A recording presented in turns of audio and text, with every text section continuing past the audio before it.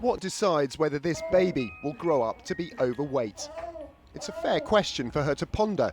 1/3 of children in Britain are now overweight or obese. Is it down to what her parents choose to feed her? A fast food diet high in calories will make any child fat. Or are her genes more important? After all, some people eat bad food and stay slim. But as some leading obesity experts are beginning to suspect, could it be that babies are pre-programmed to be obese by what they experience in the womb? Even children up to the age of 8 now are getting diabetes, they're getting fatty liver because they're overweight.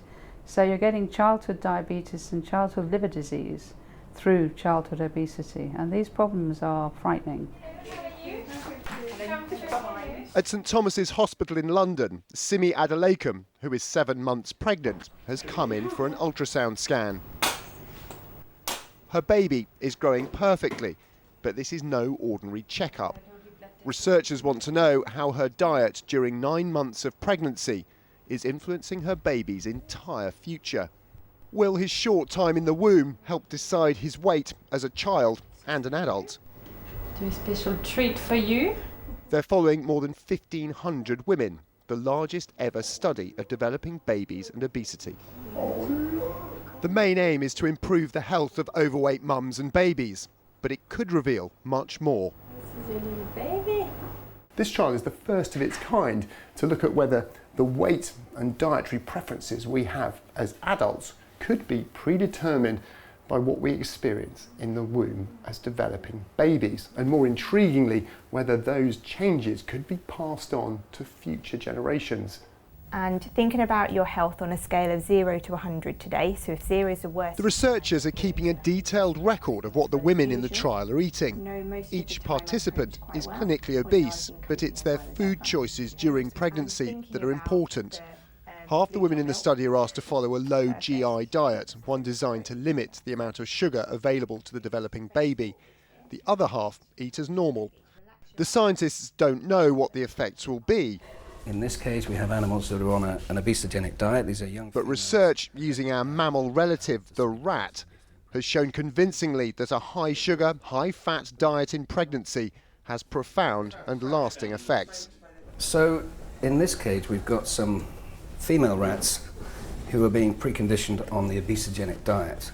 Obesogenic? Obesogenic, which is a very highly palatable combination of high fat and high sugar, which the rats find irresistible. Some rats are fed the equivalent of a fast food diet, others normal food. Because the rats are genetically the same, the researchers can follow the effects of diet alone across generations.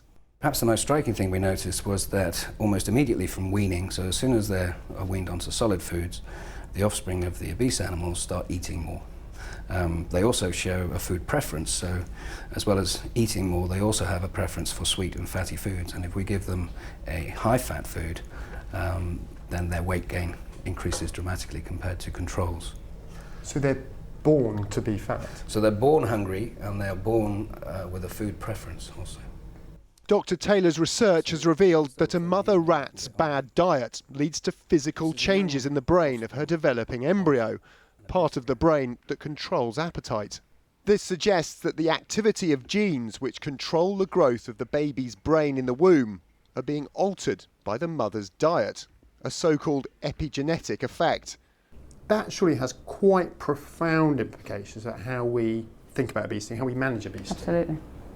I mean, what it's suggesting is that you should start thinking about obesity in children during pregnancy, not as a toddler or in childhood, but thinking about we might be able to start preventing obesity during pregnancy. Hey, Maddie. Claire Singh was one of the first women enrolled in the study. She's returned with baby Maddie, who is 6 months old.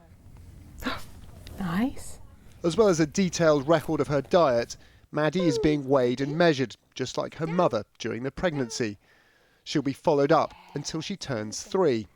And so what we'll do is measure around her arm, around her waist and her hips. The researchers also took a sample of Maddie's blood at birth. They want to see if there are epigenetic changes to her DNA, or whether the diet her mother went on as part of the trial prevented this. I think it's hugely interesting really to see that what happens to you when you're 40 or 50 could be influenced by what happens to you when you're a fetus growing inside the womb. And I think when you're pregnant, you want to make changes at what's the best time in your life to make changes, because you can affect your own health, but also the health of the baby that's growing inside you. If the idea that obesity begins in the womb is borne out by this trial, it could help identify which children are more susceptible to being overweight than others. For them, healthy eating could make the most difference. And if that helps those who become mothers stay slim, it could be crucial for their children too.